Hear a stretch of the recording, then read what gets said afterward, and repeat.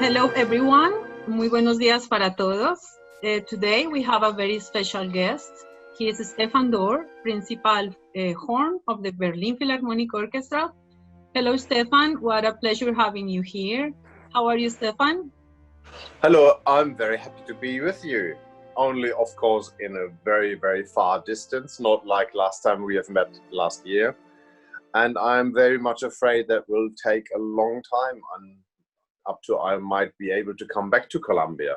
Oh, hopefully it's not so much time. Well, thank you so much for joining us today. We have some questions for you about these special times we are going now around the world. So, Stefan, you know the entire world is going through very difficult times. That has come to test all sorts of aspects in our society. It is important to hear from a great professional like you, your opinion on how important is the role of an artist in this moment, in a moment like this. I think it's not about the question how important the artist himself is, but how important culture is.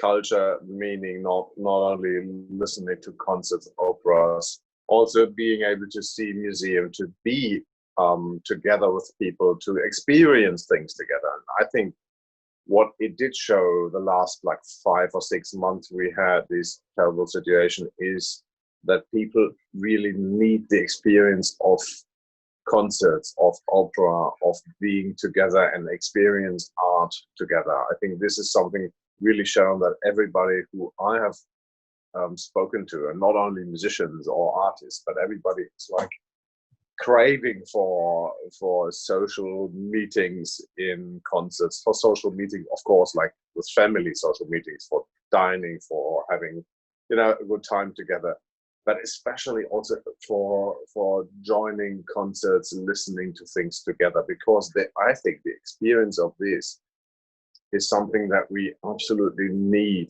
as a society. We need this. This is the soil of our political, of our social life. It is what makes us different from other life forms. Yes, that make us human beings, no? Absolutely. Yeah. I understand that in Germany, music plays a vital role, actually. It is considered a fundamental necessity in people's lives. And government has different policies supporting the arts, even during critical times. Can you share us what you know about it, about these policies that the government has? Yeah, luckily we don't have a cultural minister, because culture is like these things of the governments of the states in Germany.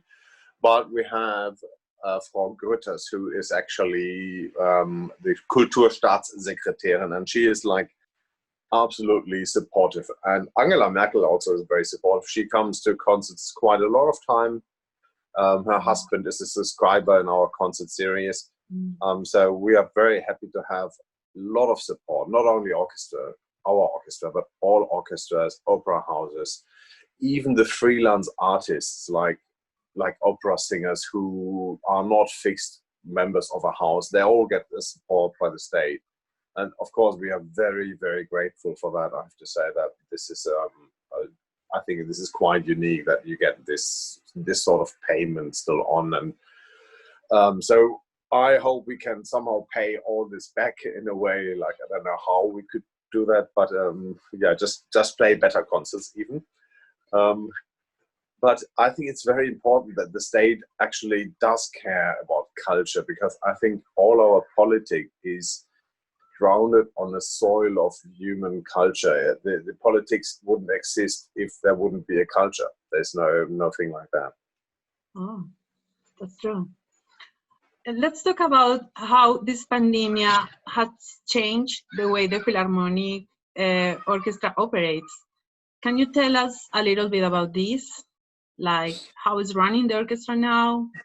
Yeah, we have actually now at the moment is our summer break, so it would have been a summer break anyway.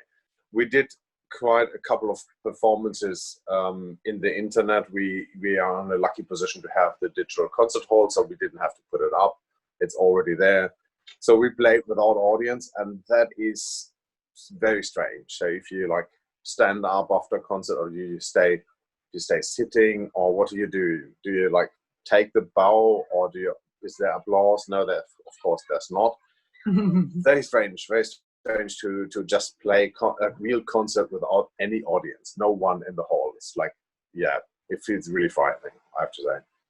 But now we are going back after the summer break, so in about 2.5 weeks we will perform again. So we do have rehearsals. We do actually perform with a distance of 1.50 meters in the strings and 2 meters in the woodwinds and brass. So we can't play any very big programs. So instead of Mahler 5, we play Beethoven 6. Instead of Bruckner 3, we play Schumann 1. So we have to use more or less all of the stage with a social distance. And audience is only allowed, I think, 450 or 550. So it's about a quarter what usually should fit in the 2,550 hall. So it's it will be interesting to see how like a quarter or 20% of the whole audience will look like, and how it's going to be experienced. But we are also happy that we can go back. Yeah. There's a lot of restrictions in how the people are entering the hall. So what they did, I think a lot of the emergency exits are now entrances too, so that the people come from 4 or 5 different entrances. They go directly into the seats. There's no break, so we only play 1 hour 15 maximum concerts. Some of them we play twice a day, so that more people can have the experience and come back to us, because we have a lot of subscribers, and I don't know, we can't play like 8 concerts a week. That's just not possible physically, but we try our best to please all the people that support us. It's actually the same. I do have a couple of chamber music concerts coming up, and also the restrictions are the same. Of course, there is the distance of the performers. In chamber music, that does work quite well, but also there is like a maximum of 40 or 35% of the audience in the hall. So a couple of times we do play the concert twice, and of course reduced in the length, so an hour to 1 hour 15, and then like at 6 o'clock and one at 8:30. So just to have as many audience as possible. Well, that gives us a lot of hope, actually, that maybe in a few months we can actually reopen our halls. We're very expecting that time that when we can actually go back and play for the audience. It's so different than just playing in your room and recording. Is like not the same. No. And the motivation for practicing is you can keep it for a month or 2, and you can do things on the internet and teach. But it's absolutely not the same, and it's really I think we all miss our audience, and I know that the audience misses us. Okay, so looking more into the future, and now that we are going through many changes, what do you think should be our attitude towards whatever is coming?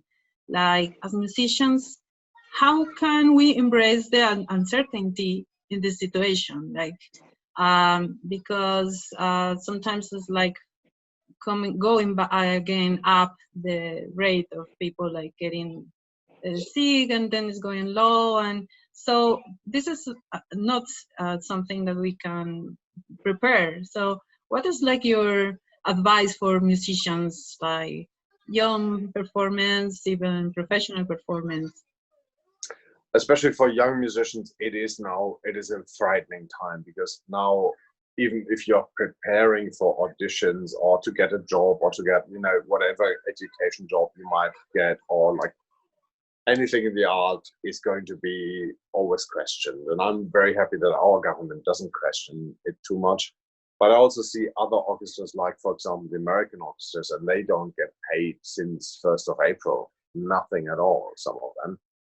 I've seen, like, I would have been in Toronto with the symphony this season, but they cancelled every performance of foreign people. So they do reduced programs, but only with Canadians. And I see that same happening, like in New Zealand. People can't travel as they used to travel. And that is, of course, now restricted for everybody, and that's fine. We have to be really careful that we don't get like a big second wave or third wave or fourth wave or whatever it is. Of course, the practicing is more difficult in this time, and how to get the motivation is very difficult too. But I think what I've learned in this time is like reading and listening to music really helps. So I've been actually also with my students have been reading through symphonies, like, this is repertoire. So just, you know, and with the internet, it's fantastic. You have IMSLP, you can download all the sheet music. You have Spotify or whatever server you use for your playing. So you can play Beethoven 1 to 9, you can play Brahms 1 to 4, or the Mahler symphonies, or the Bruckner. So it's really nice. You can actually really like learn the pieces and be very prepared. And a lot of literature and a lot of podcasts you can listen to while walking, if you are allowed to walk and go out. So that I think I don't enjoy the time because I miss the concert so much. But it's the first time that I also have time to do a little of reflection of what I do and why I do it. And actually, it's quite good to have a bit of like the rush out of the daily business a bit. Great. Yeah, it's a time like to look for other aspects in your life, you know, like enjoy other ways life, in other words. Give me 1 second, because I can hear a lot of noise coming. But that's not noise. I want to introduce you a couple of children. Very nice noise.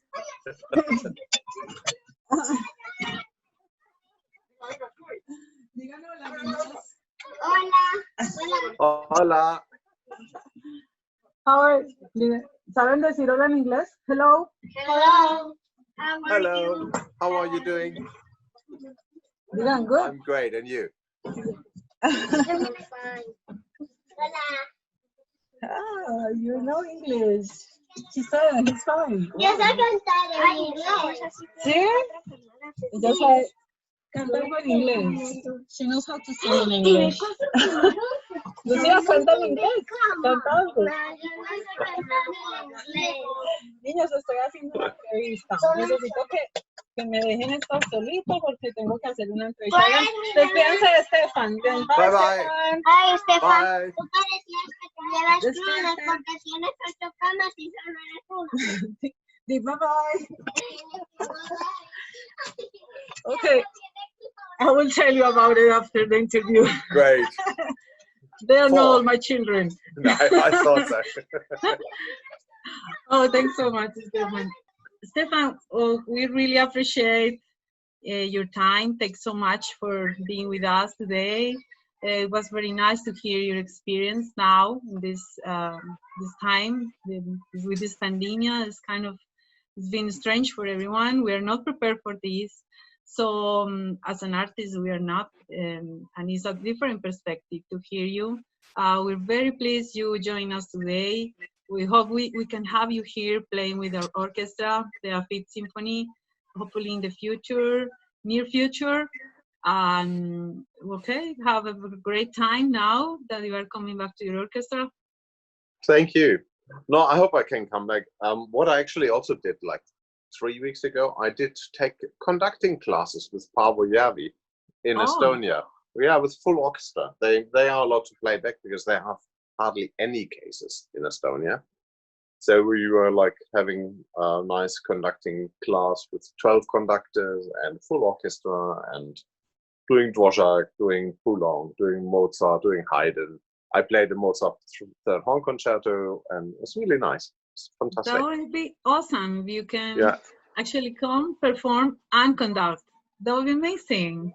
Yeah, we do some chamber music, and then we do a horn concerto, and then we do a symphony. Perfect. I hope that's coming soon. That would be very nice. So what piece would you like to do, like orchestra?